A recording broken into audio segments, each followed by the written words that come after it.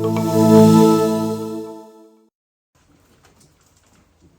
chapitre 11 de Jean, et on va lire les 44 premiers versets.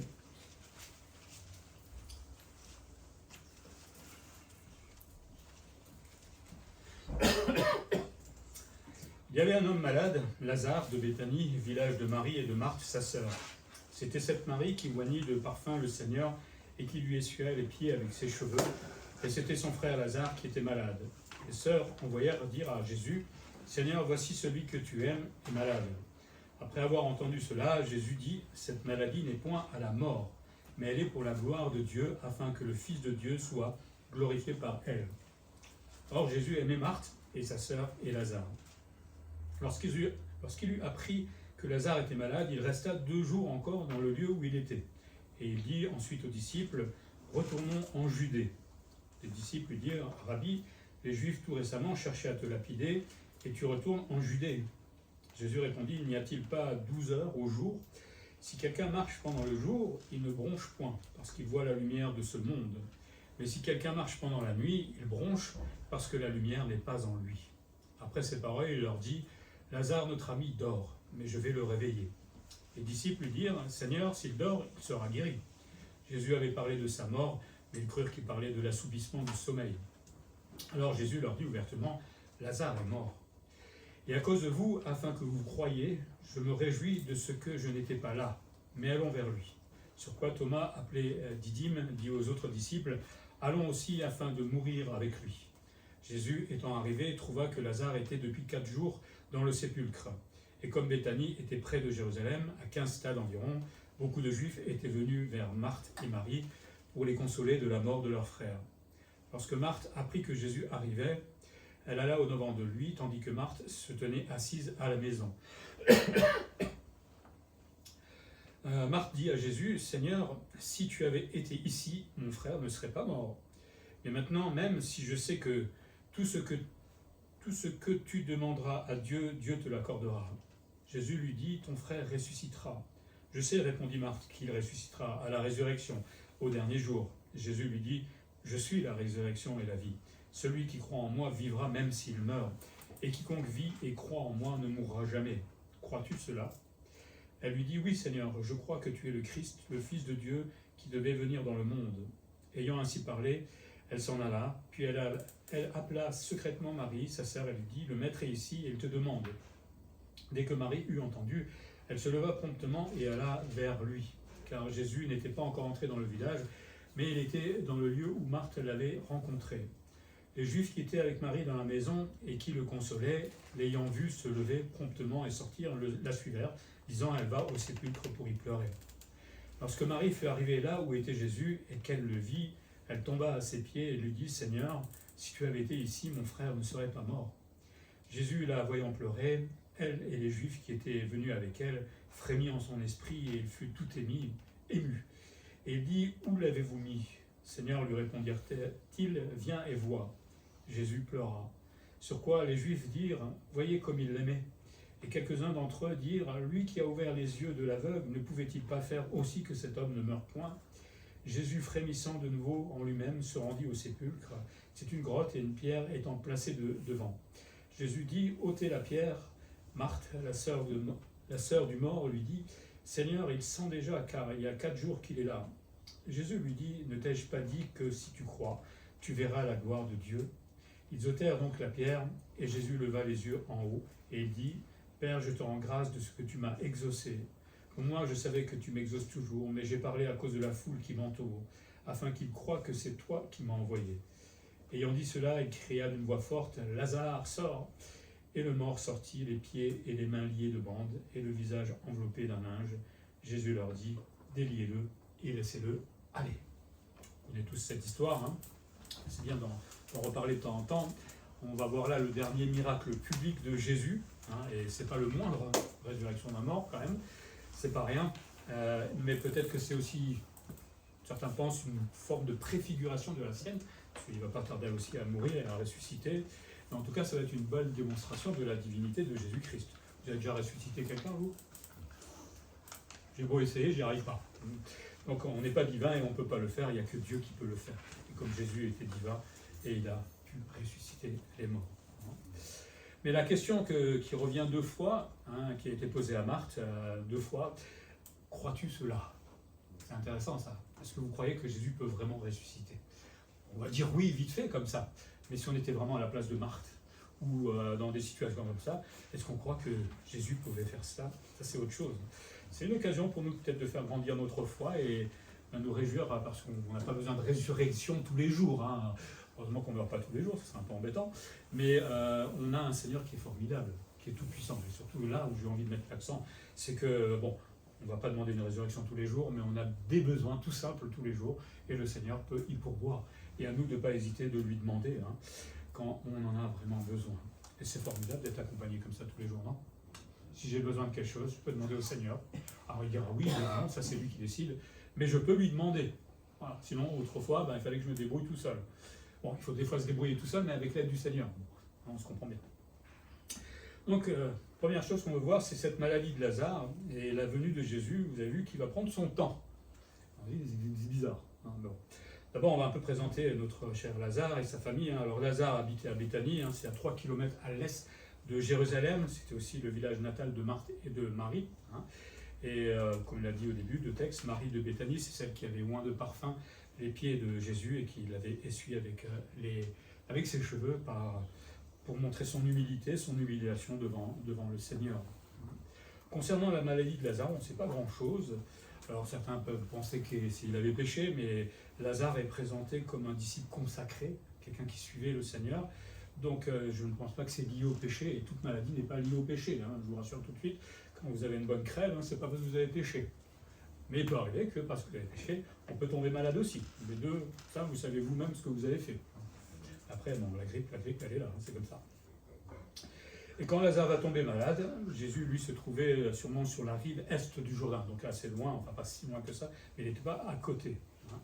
Et donc les sœurs, tout de suite, vont avertir le Seigneur que Lazare, celui qu'il aimait, je ne sais pas si vous avez vu, ils essaient de jouer un peu avec le sentiment du Seigneur, j'ai l'impression, il était malade. Donc celui que tu aimes, souviens-toi Seigneur, celui que tu aimes beaucoup est malade. Donc essaie de faire quelque chose plus vite, s'il te plaît, parce que tu l'aimes, n'oublie pas. Alors je ne sais pas si c'était volontaire, stratégique, mais ils vont reprendre un peu ce genre de façon de faire un peu plus tard, mais bon, on est comme ça, on essaie d'argumenter au maximum pour faire fléchir le Seigneur plus vite. On fait tout ça, non? On fait tout ça, vous inquiétez pas, moi le premier. Mais bon, le Seigneur, on ne fait pas fléchir comme ça non plus. Mais elle faisait donc appel à l'amour de Jésus pour leur frère. Voilà, tu aimes François, donc guéris-le, Seigneur. Il n'est pas malade, c'est juste un exemple. Mais Jésus ne va pas intervenir forcément plus vite, au contraire même.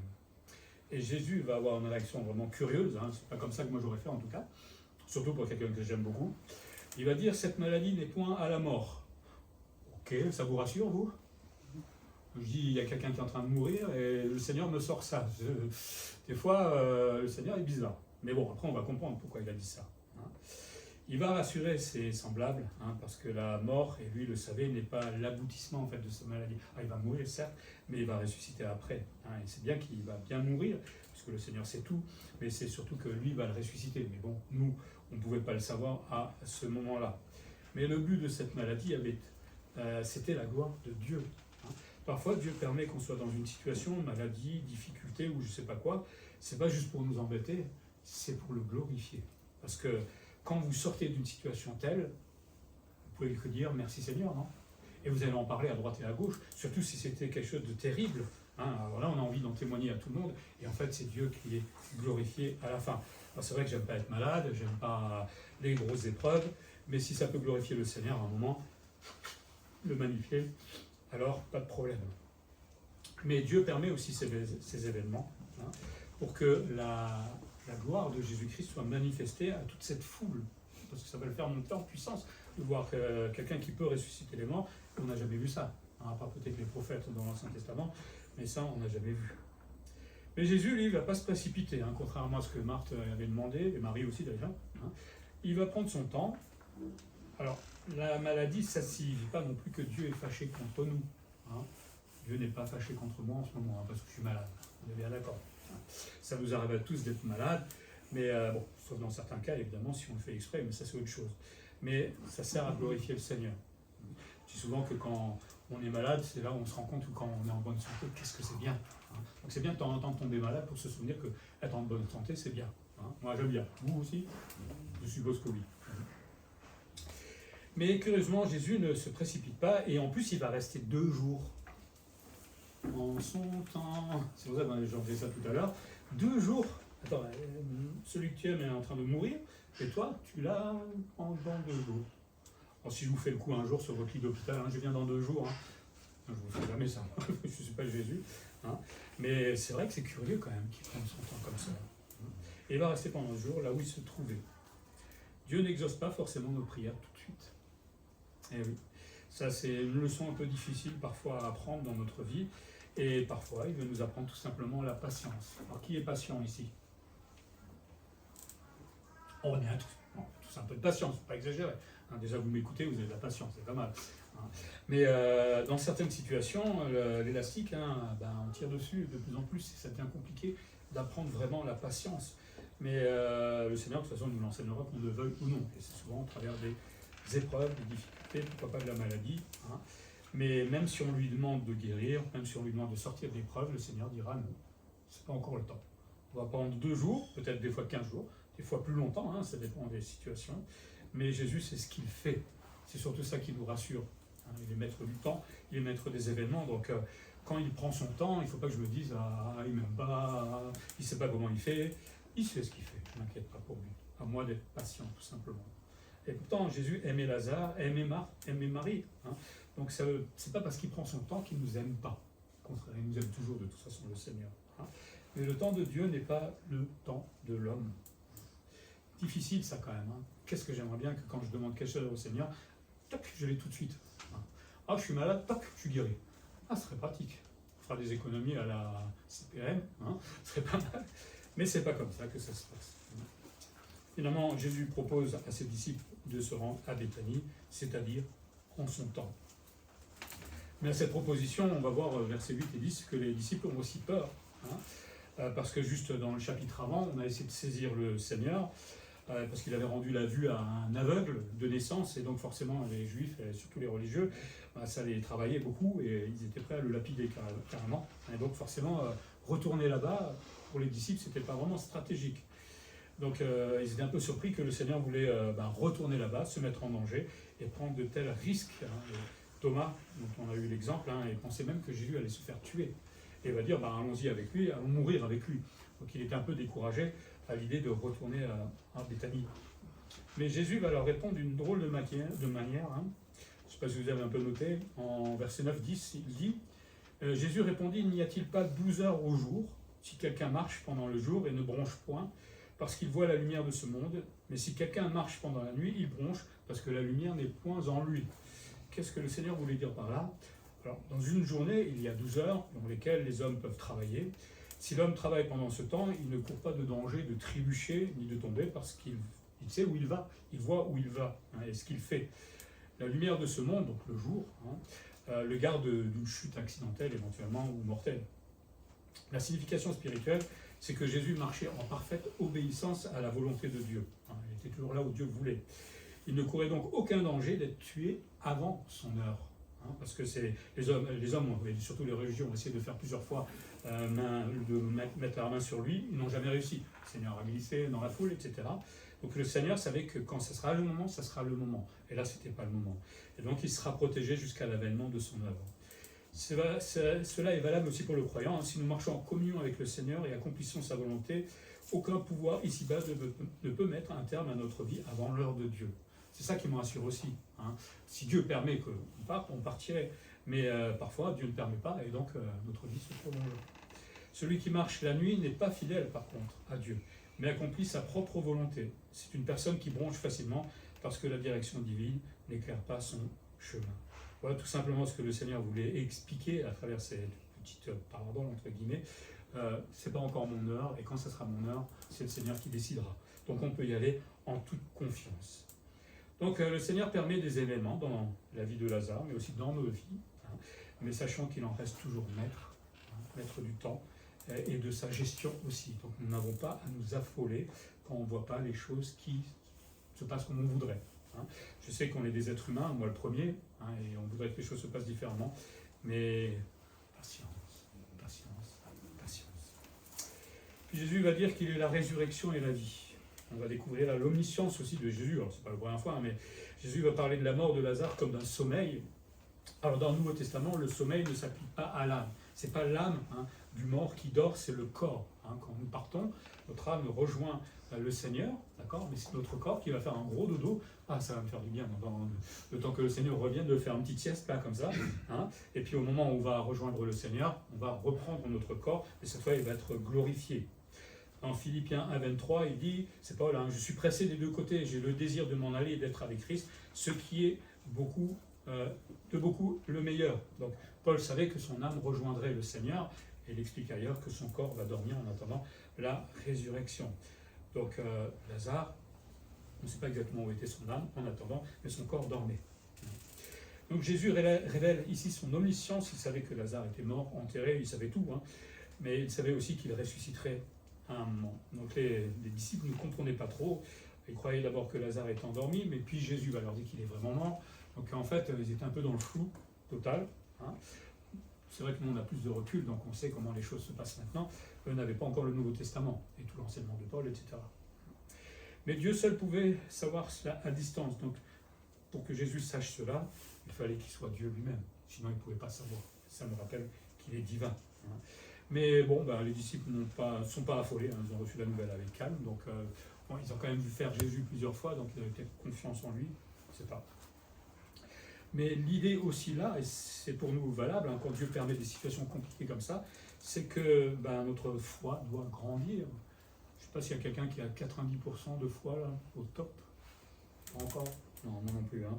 On en est même très très loin. Donc le Seigneur permet ces occasions-là pour faire grandir la foi. Et en plus, alors c'est là où c'est un peu, Jésus se réjouissait de ne pas être là quand Lazare est mort. C'est bizarre hein, de dire ça. Hein. Mais en fait, Lazare ne serait pas mort s'il était là. Parce qu'en fait, chaque fois que Jésus est là, il n'y a jamais eu de mort en fait dans la présence de Jésus. Vous regardez, il n'y a jamais eu de mort en fait. Mais par son absence, le fait qu'il était loin, il pouvait ressusciter Lazare. Hein. Il a permis que Lazare meure, mais c'était pour fortifier la foi des disciples. Et, hein, on est vers la fin là, et donc ils avaient vraiment besoin que leur foi grandisse encore davantage, parce qu'eux vont être livrés ensuite à eux-mêmes.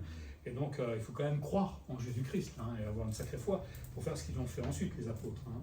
Et Jésus le dit, afin que vous croyiez. Afin que vous croyiez. Il faut des fois qu'on voit des choses pour qu'on croie. Hein.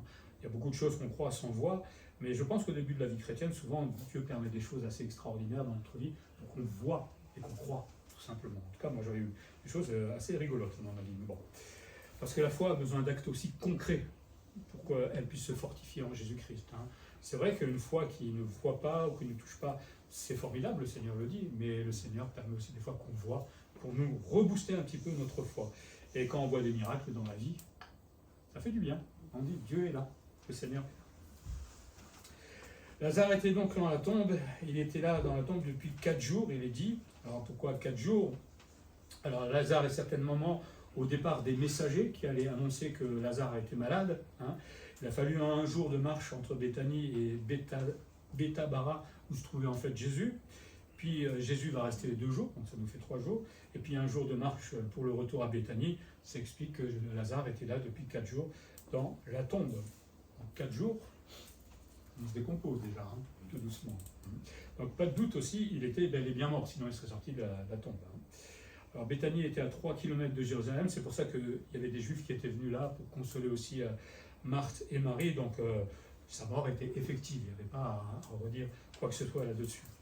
Mais je pense que c'est le seul moment où on va assister à un deuil, on va être surpris et on va repartir différemment qu'avec des larmes et des mouchoirs. Hein. Je pense qu'ils allaient être surpris de ce qui allait se passer et le deuil va se transformer en allégresse, puisqu'ils vont retrouver leur Lazare. Ce serait bien hein, si vous êtes un enterrement et que 10 minutes après il ressuscite, c'est quand même agréable, non? Bon, ça n'arrivera plus, mais bon, on peut imaginer la situation surtout. Et donc Jésus va arriver à Béthanie, et Marthe va aller au-devant de lui, hein, et Marie va rester à la maison. Ça me rappelle encore une autre histoire avec Marthe et Marie. Hein. Marie est assise et Marthe toujours en train de courir dans tous les sens. C'est leur caractère, c'est comme ça. On ne sait pas pourquoi Marie est restée, parce qu'elle avait la même hâte. Peut-être qu'elle était triste, tout simplement. D'autres pensent qu'elle priait, peut-être, ou elle pressentait quelque chose, on ne sait pas. On lui posera la question quand on sera là-haut. Hein. Mais Marthe, pleine de foi, va rejoindre le Seigneur et elle pensait que Jésus aurait pu éviter la mort de Lazare. Ça, c'est notre logique humaine. Hein. Des fois, on dicte à Dieu ce qu'il devrait faire et on sait qu'il aurait pu le faire. Parce qu'on a une grande foi. Hein. Hein, regarde comme une grande foi, je sais que tu peux le faire. Mais Jésus dit, ben, c'est pas ton temps, c'est pas cette manière que je voulais faire les choses. Il dit des fois le Seigneur. Hein. Mais voilà, attention à notre logique humaine, parce qu'elle peut nous décourager des fois. Hein. Parce qu'on croit que notre logique, elle est biblique, hein, Dieu peut faire les choses. Mais s'il ne le fait pas, j'ai vu des gens carrément tomber en dépression, parce qu'ils avaient mis tellement d'espérance, mais Dieu n'a pas répondu à ce moment-là. Hein. Donc faisons attention, acceptons qu'il y ait cette marge de manœuvre. Hein. Donc la foi de Marthe n'était pas encore parfaite, hein, parce qu'elle pensait que Jésus ne pouvait guérir qu'en présence des malades. Peut-être qu'elle s'était mis ça dans la tête, hein, Jésus ne peut guérir que s'il est en face du malade. Mais Jésus, il fait ça, et il peut être en Australie, et la personne guérit. Hein, il est Dieu. Une remarque importante, comme j'ai dit tout à l'heure, personne n'est jamais mort lorsque Jésus était présent. Donc si Jésus avait été là, c'est ce que pensait Marie tout simplement, eh bien Lazare ne serait pas mort. Mais ce n'est pas logique, ce n'est pas la logique de Dieu, tout simplement. Dieu contrôle toutes choses, on l'a dit, il agit en son temps, il y a un temps divin, il y a un temps humain, hein, et nous, qui sommes-nous pour dicter le timing hein, au Seigneur? Qui je suis, moi? Déjà, je ne connais pas toutes choses, parce que dans le timing, je suppose qu'il y a dans cette souveraineté de Dieu, il y a un tas de paramètres en même temps, que moi je ne connais pas, hein, et donc laissons le Seigneur gérer le temps comme il le veut. Hein. Mais surtout, Jésus veut augmenter notre foi, et surtout celle de Marthe, de Marie, et lui dit que que Lazare va ressusciter. Alors Marthe, dans sa logique encore, oui, elle va ressusciter, mais comme on a vu tout à l'heure, à la fin, hein, quand Dieu reviendra, quand Jésus reviendra. Hein, ce n'était pas ce qu'elle avait compris. Mais Jésus lui déclare alors qu'il est la résurrection et la vie. Marthe, c'est pas, je sais que tu crois qu'on va ressusciter à la fin, comme le dit l'Ancien Testament, mais c'est moi la résurrection. C'est moi qui donne la vie. C'est moi. Hein. C'est toute la différence. Hein. Il est en train de dire à Marthe, je suis Dieu. Je suis Dieu, tout simplement. Et il lui pose la question, crois-tu cela? Est-ce que nous-mêmes nous croyons cela? Alors, on va le croire quand tout va bien, ou quand les choses se passent immédiatement, mais quand les choses ne se passent pas comme on veut, le Seigneur va nous chuchoter de temps en temps. Tu crois vraiment? T'es sûr?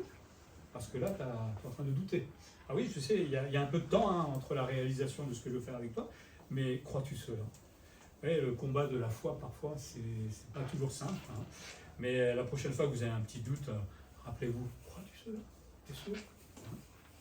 Marthe dira avant même le miracle hein, que Jésus est le Christ, le Fils de Dieu. Donc, elle reconnaissait toute la divinité, la puissance de Jésus et tout cela, mais ça n'empêche que il y a cette logique de l'homme et la logique de Dieu qui se confrontent parfois, et avec toute la foi qu'on peut avoir, tout l'amour qu'on peut avoir pour le Seigneur, des parfois on se confronte contre Dieu quand même. Et puis c'est au tour de Marie de rencontrer Jésus. Hein. Marthe va se précipiter au village, va dire à Marie que le maître est arrivé, il va lui dire qu'il te demande. Cette même demande est faite à tous les hommes. Le maître te demande. Ça serait une façon d'engager, pourquoi pas, une fois une évangélisation. Hein. Le maître te demande, tout simplement. Il voudrait te parler. Alors, si Marie le connaissait, croyant en lui, mais peut-être ceux qui ne le connaissent pas, on peut lui dire, est-ce que tu veux rencontrer le Seigneur? Hein. Il te demande. Il tend la main tous les jours. Et donc Marie va se lever promptement. Alors ça, c'est pas les hommes qui le font, et là, hein, quand on dit que Jésus voudrait te parler, les hommes, on va dire de la même manière, ah, j'arrive, j'ai envie de le connaître. C'est pas vraiment comme ça que je vois généralement les choses. Les Juifs, quant à eux, ignoraient la venue de Jésus. Alors quand ils ont vu Marie partir, ils pensaient qu'elle allait vers la tombe, hein, pour aller pleurer sur la tombe. Donc ils vont la suivre. Et Marie va tomber aux pieds de Jésus.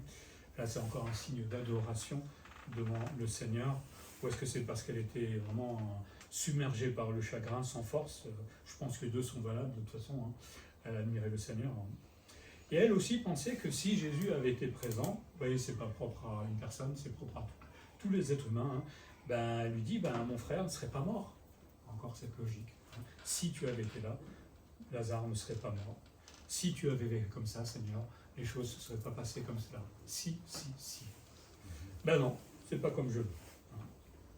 Donc ici, on voit cette rencontre entre la logique de l'homme, sa volonté de dicter un peu les choses à Dieu, hein, et la volonté toute autonome de Dieu, de Jésus. Hein. La nôtre, elle est vraiment limitée. On pense qu'on fait bien, mais on est très limité.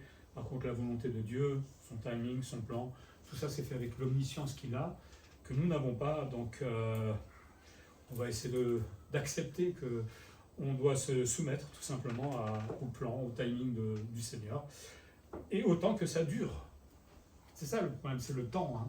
Si le Seigneur me disait ça va durer une demi-journée, allez, j'accepte. 2 jours, hein. 2 jours, vous êtes prêts? 2 jours, attendre l'exaucement? 3 mois, 6 mois, 10 mois, 20 ans, des fois, je sais pas. Et pourtant, ben, il faudrait être patient. De toute façon, qu'est-ce que vous voulez faire d'autre? Alors, soit vous vous battez contre le Seigneur et vous le lâchez, ça c'est un peu débile, enfin il y en a qui le font hélas, parce que Dieu ne m'exauce pas, donc je ne crois plus en lui, il ne m'aime pas, etc. Ça c'est pas à faire, je pense. Il faudra simplement accepter que notre foi grandisse, que l'élastique de la patience tire de plus en plus. Mais une fois qu'on est sorti de cela, la prochaine fois, ce sera facile. Et vous aurez plus de patience. La patience, ça s'apprend. Seulement, il faut vivre les événements pour l'apprendre. Et puis Lazare va ressusciter, hein. Jésus va pleurer au tombeau de Lazare. Il est tout ému devant la tristesse de ces gens-là. On voit tout le cœur de Jésus-Christ. Hein. Quand on dit il est amour, mais il a un amour aussi comme nous. On peut avoir un amour vis-à-vis des hommes, hein, quand on est face au deuil. Hein. Mais je pense qu'au fond, lui aussi, il était triste parce qu'il voyait tous les effets en fait, du péché. Hein. La mort, c'est lié au péché. C'est lié à tout ce que l'homme a fait jusqu'à présent. Et donc, Jésus voit que ce péché produit la mort en général, hein, et donc la mort de Lazare, et que finalement la mort produit le deuil, la tristesse, alors qu'au départ, dans le jardin d'Éden, qu'est-ce que Jésus voulait, enfin que Dieu voulait? C'était la joie, tout simplement, c'était la paix et la tranquillité. Jamais il voulait ça pour nous, mais bon, l'homme, c'est tout, hein, donc il passe par la mort et le deuil, et donc ça l'attristait beaucoup, et il va demander où se trouve la tombe. Alors, Jésus savait où elle était, hein, mais il fait ça simplement pour encourager leur foi, pour que cette foi elle soit agissante au travail, hein, pendant les événements qui allaient suivre. Et puis le plus court verset de la Bible, hein, c'est Jésus pleura. C'est beau, hein, c'est 2 mots, un verbe et le nom de Jésus. Et ça démontre toute l'humanité aussi de Jésus. Autant on voit qu'il est divin, mais autant on voit qu'il est humain, puisqu'il pleure comme nous, tout simplement face à des situations tristes et difficiles. Hein. Le chrétien aussi peut pleurer ses morts. C'est triste de nous séparer de quelqu'un. Mais il ne va pas se lamenter, il ne va pas tomber en dépression, parce qu'on sait qu'il y a une espérance derrière. Alors, évidemment, si on sait que la personne est convertie, on est toujours triste d'être séparé de celui qu'on aime, mais on sait où il est. Ça, c'est l'avantage. Bon, après, s'il n'a pas accepté le Seigneur, moi, je ne sais pas ce que va faire le Seigneur avec lui. Hein, on ne sait jamais ce qui se passe dans la dernière minute, la dernière seconde. Ça, je laisse au Seigneur. Mais nous, on ne va jamais tomber en dépression, et ça, c'est bien. Et puis les Juifs vont comprendre, hein, ceux qui étaient là, qui voyaient cette scène, que Jésus aimait vraiment Lazare. Hein. Ils voient le Seigneur pleurer, mais ils n'ont pas compris que Jésus les aimait aussi. Hein. C'est un peu dommage quelque part, ils n'avaient pas compris ça. Mais le Seigneur les aimait aussi, et il était là pour eux aussi. Alors ils vont dire, là encore on retombe un peu dans la logique de Marthe et Marie, hein. Ils ont vu que Jésus avait redonné la vue à quelqu'un. Alors pourquoi il n'a pas guéri? Pourquoi il n'a pas guéri notre cher Lazare, hein? Pourquoi il ne peut pas faire un miracle? Voilà, ça c'est l'homme, hein, toujours à faire des reproches au Seigneur. C'est pas un reproche, mais notre logique est toujours là. Pourquoi tu fais pas les choses comme nous, on a bien décidé? Parce que nous, on sait comment il faut faire, Seigneur. Tu te rends pas compte quand même, hein? C'est incroyable ça. Jésus va se présenter devant la tombe, devant le sépulcre de Lazare, qui était certainement une grotte. Alors, certainement qu'on descendait au moyen d'une échelle ou d'un escalier, et il y avait une pierre qui bouchait l'entrée de cette grotte. Voilà. Jésus va demander qu'on ôte cette pierre de la grotte. Il aurait pu le faire lui-même, hein, sans problème. C'est arrivé quand lui, il est ressuscité. Mais ce qu'il veut, c'est, s'il ne fait pas des fois des choses, c'est simplement parce qu'il veut nous impliquer, nous, aussi dans certaines tâches ou dans ce miracle-là, hein, parce qu'il y a des choses que nous-mêmes, nous pouvons faire. Hein. Seigneur, j'ai besoin de travail, s'il te plaît. Je suis à la maison, je dis, Seigneur, j'ai besoin de travail. Dieu dit, tu peux aller voir sur Internet, sur Pôle emploi par exemple, s'il y a des offres d'emploi. Tu peux aller te déplacer vers un patron, tu peux faire des choses aussi par toi-même. Je serai derrière pour t'aider. Hein, mais le Seigneur veut aussi des fois qu'on fasse des choses. C'est une chose de toujours lui demander. Il y a des fois quelque chose que nous-mêmes nous pouvons faire. Quand on est dans des situations difficiles, compliquées ou autres. Donc, demandons au Seigneur mais mettons-nous aussi au travail, hein, pour qu'il puisse se mettre au travail. Hein. Si je n'ai pas d'emploi et que je fais que prier, le Seigneur ne peut rien faire. Hein. Si je ne me déplace pas, il ne peut pas ouvrir les portes. Voilà. C'est exactement ce que demandaient là nos chers juifs d'une certaine manière. Hein. Et puis il dit, encore une fois à Marthe, si tu crois, tu verras. Si tu crois, tu verras. Hein. Alors Marthe, ça fait 4 jours qu'elle se disait que son frère était dans la tombe, donc elle imaginait qu'il est déjà en pleine décomposition. Mais si Marthe croit, dit Jésus, elle verra quand même un miracle que Dieu seul peut accomplir. Peut-être que Dieu a permis qu'il ne se décompose pas pendant ces 4 jours. Est-ce que Dieu peut le faire? Il peut tout faire, donc c'est pas ça qui va lui poser un problème. Et puis surtout, il va bien nous ressusciter. Hein. Je pense que Paul, il est en poussière en ce moment. Enfin, il n'y a plus grand-chose de lui, mais pourtant, au jour de la résurrection, il reprendra son corps. On va voir enfin la tête qu'il avait.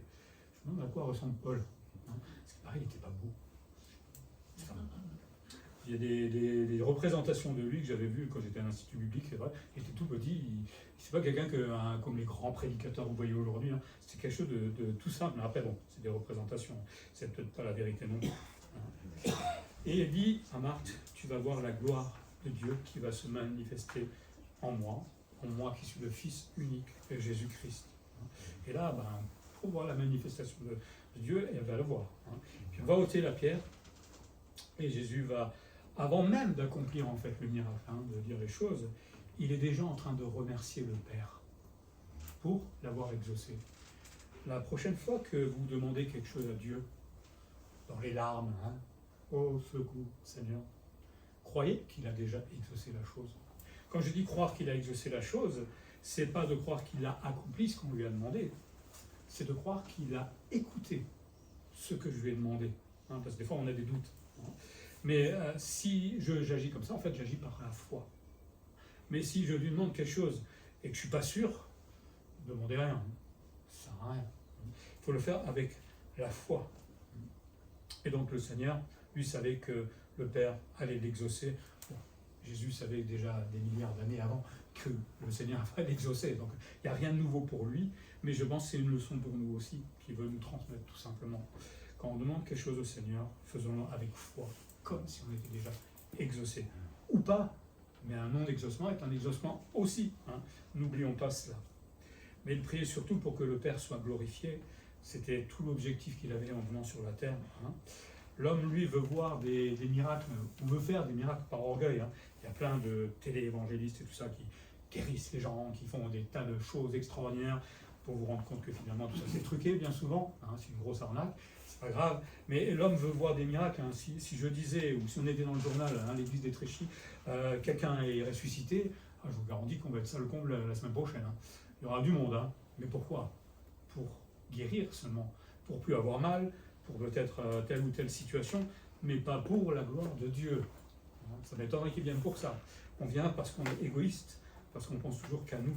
Mais Jésus, lui, ne pensait pas à lui, il pensait simplement à glorifier son Père. C'est ça qui était le plus important pour lui. Et c'est pour ça qu'il va faire ce miracle. De toute façon, Jésus ne peut pas s'enorgueillir de quelque chose qu'il fait si facilement. Pour lui, guérir, c'est rien pour lui. Et ressusciter, c'est rien pour lui. Et surtout, il a l'orgueil. Puis Jésus va prier à voix haute, hein, pour que la foule croie que le Père l'avait envoyé et qu'il était uni. Ça va faire drôle d'entendre un Lazare, sort. Je ne sais pas quelle voix il avait, le Seigneur.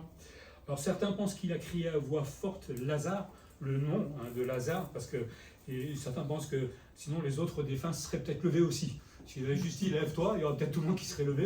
Bon, c'est une supposition. Je trouvais ça tellement rigolo, et peut-être, comme Dieu nous connaît par notre nom, hein, nous connaît tous par notre nom, alors peut-être qu'il a précisément. On lui posera la question quand on sera là-haut, hein, mais en tout cas, il crie et Lazare sort du tombeau. Je ne sais pas comment elle a fait, parce que vous avez vu qu'il y avait les pieds, les mains qui étaient liés de bandes. Quand vous êtes comme ça, comment vous faites pour bouger? Alors là aussi, je pense qu'il y a une forme de miracle, à moins qu'il ait peut-être fait les... Non, puisqu'il va demander de détacher à la fin à ses disciples. Donc là aussi, il y a un miracle de sa sortie. Mais la Bible est muette, donc je ne peux pas inventer n'importe quoi non plus. Hein. Il ne pouvait pas marcher, ça c'est sûr. Mais finalement, Jésus va demander de délier les bandes. Ça prouve qu'il était mort, d'abord. Surtout qu'il en avait sur le visage, enveloppé depuis 4 jours. Hein. On étouffe au bout d'un moment, hein, je pense. Donc il était réellement mort, mais là, il est réellement ressuscité. Donc là, Jésus va démontrer au travers de ce miracle qu'il était vraiment Dieu. Ça va faire quelque chose quand même de voir ça, non? 4 jours, quelqu'un qui est mort, vous avez le mort qui sort là devant vous et qui est en pleine forme. Ah, pas bon, peut-être qu'il était faible, je ne sais pas comment il était. Mais ça a dû faire un sacré impact sur toutes les personnes, et même les disciples. Mais c'est fort de ces miracles qu'ils vont pouvoir se lancer ensuite en tant qu'apôtres, évangéliser. Ils avaient besoin de tout ça dans leur expérience de disciples. Mais Jésus a le pouvoir sur la vie et la mort. Donc quand on est malade, quand on est dans des situations compliquées, ben le Seigneur peut faire des miracles, s'il le veut évidemment, en son temps et comme il le veut. Donc n'hésitons pas à le prier, en situation difficile, avec foi, en pensant qu'il nous a déjà exaucés, par la positive ou par la négative. Mais il a entendu ce qu'on lui a demandé. Et ne doutons pas surtout de cela. Sinon ça ne sert à rien de demander au Seigneur quelque chose. Pour terminer, la résurrection de Lazare nous rappelle que le Seigneur n'a pas de limite pour nous aider. Alors, ça c'est la leçon que je retiens moi, en tout cas dans cette lecture de Jean 11, c'est que dans ma vie quotidienne, au travail, dans ma vie de famille, dans ma vie avec mes enfants, dans tout ce que je fais en fait, il n'y a aucune limite au Seigneur. Quoi que j'ai besoin, je peux lui demander.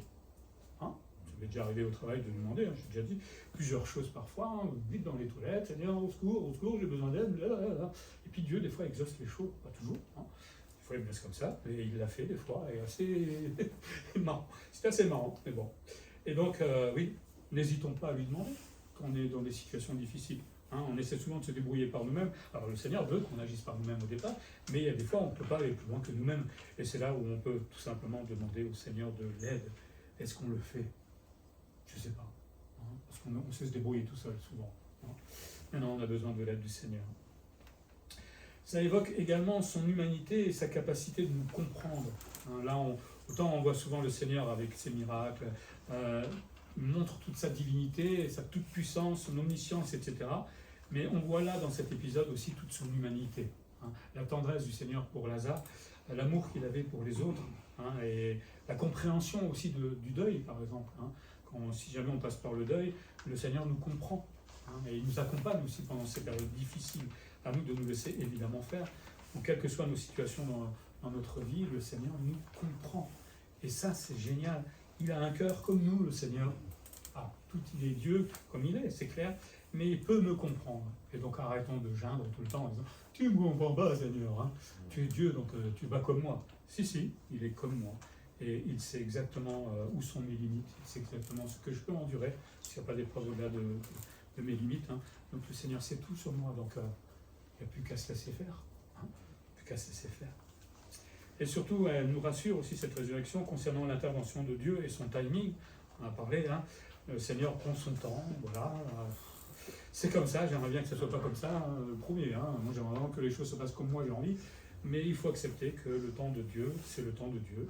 Pourquoi l'Église ne grandit pas plus vite que ça? C'est le temps de Dieu. Pourquoi si? C'est le temps de Dieu. Pourquoi ça? C'est le temps de Dieu. Voilà. Vous allez me dire, c'est une excuse un peu facile. Bon, des fois, c'est aussi notre faute, il ne faut pas oublier. Il y a des choses qui n'évoluent pas, c'est peut-être aussi à cause de notre faute. Le Seigneur veut nous le faire comprendre. Mais dans les choses où ce n'est pas notre faute, on va apprendre à suivre le temps de Dieu, qu'il soit court, qu'il soit long. Apprendre à grandir dans la patience. Moi, j'aimerais être le plus patient possible. Un grand patient. Pourquoi? Parce que comme ça, au moins, je serai tranquille. Ben oui, parce que quand vous n'êtes pas patient, vous êtes en train de vous angoisser, vous êtes en train de vous imaginer plein de choses. Quand vous êtes patient, vous dites, bon, le Seigneur, il va agir, donc il n'y a aucune inquiétude à avoir. Finalement, on vit bien. Vous voulez être patient? Mais c'est dur, c'est difficile. Mais peut-être ça peut nous stimuler, de nous dire qu'une fois qu'on a appris vraiment la patience, je ne sais pas si on l'a appris une fois pour toutes, mais quand on apprend la patience, on a au bout un résultat, c'est la paix. C'est ça surtout, et la joie, plutôt que l'angoisse, la peur, ou je ne sais pas quoi. On sait si bien faire. Donc apprenons la patience, et derrière la patience, il y a toute la confiance qu'on peut mettre en Dieu. Quand je ne suis pas patient, je ne suis pas confiant en Dieu. C'est lié, tout simplement. Moi j'ai confiance en Dieu. Mais si tu n'as pas patience, c'est pas vrai, ça ne peut pas marcher. Et surtout confiant dans les plans de Dieu, qui ne sont pas mes plans. Je suis un fin stratège pour aller au bout de mes difficultés. Ça, je vous fais des explications, c'est carré, en 24 heures, c'est réglé généralement. Mais pas pour Dieu. Mince. Parce que Dieu veut me faire passer par là, faut que j'apprenne ça, ça, ça et ça. Moi, je m'en fous d'apprendre. Moi, je veux sortir du problème. C'est tout ce que je veux. Hein. On est comme ça. Mais le Seigneur, lui, veut nous apprendre des choses. Et en même temps, qu'on apprenne ces choses, qu'on apprenne la patience, qu'on apprenne à lui faire confiance. C'est la foi qui va tout simplement grandir. Et on a tous besoin, je pense, que notre foi augmente. Et surtout, ça nous conforte dans notre espérance. Un jour, nous allons ressusciter. Je me réjouis de cela. Pas vous? Ça va être bizarre, ça, je vous avoue que ça va être un événement qui change un peu de l'ordinaire, hein, mais on va ressusciter un jour. On a l'espérance de cette rédemption de notre corps. Je ne sais pas quand ça se fera, mais ça se fera de toute façon un jour. Donc, il suffit d'être patient. Voilà. Enfin, en même temps, je ne suis pas pressé de quitter encore pour l'instant la terre. Hein. Bon, enfin, ça, c'est le Seigneur qui le décide. Mais peut-être dans les moments de difficulté où tout va mal, levez la tête et pensez justement à cette résurrection qui nous donne de la patience, de la foi, de la joie. Et certainement que quand Lazare est ressuscité, Marthe et Marie ont compris une grande leçon. La question c'est, est-ce que tu crois cela? On va prier. Seigneur, merci pour ta venue sur la terre. Dieu fait homme, un Dieu qui avait une part de divinité et un Dieu qui était pleinement humain, qui nous montre combien tu nous comprends parfaitement. Et cet épisode avec Lazare est la plus belle des démonstrations. C'est vrai que Seigneur, ton timing, ton plan, ta façon de faire nous choque, j'ai quasiment envie de le dire. Parfois, ça ne correspond pas à ce que nous, en tant qu'humains, on ferait.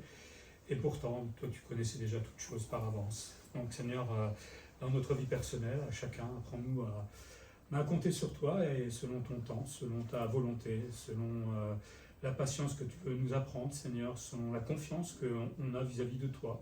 Bref, augmente notre foi, tout simplement, pour vivre tranquillement. Chasse de nous les angoisses, tout ce qui finalement ne t'honore pas, Seigneur, parce que tu as été glorifié finalement, parce que Marie, même si Marthe et Marie ont un peu râlé d'une certaine manière, elles ont quand même été patientes et ont accepté comment les choses se sont déroulées. Donc voilà, aide-nous à augmenter notre foi, Seigneur, et quand je dis ça, évidemment, je dis difficulté dans nos vies ou épreuves, mais c'est comme ça que ça se passe, Seigneur, et aide-nous tout simplement à les traverser, parce que tu le feras de toute façon. Seigneur, on parlait de notre résurrection, on a aussi évoqué la résurrection de ceux qui ne seront pas avec toi. Je veux encore une fois prier pour que tu mettes des gens devant nous, que tous ceux à qui on a déjà pu parler de toi puissent fléchir le genou devant toi, Seigneur, et t'accepter comme la résurrection et la vie. Voilà, Seigneur, on va avoir une âme vraiment pour tous ces âmes perdues, Seigneur, et utilise-nous durant cette semaine encore pour parler de toi. Et tout cela pour ta gloire, en Jésus-Christ. Amen.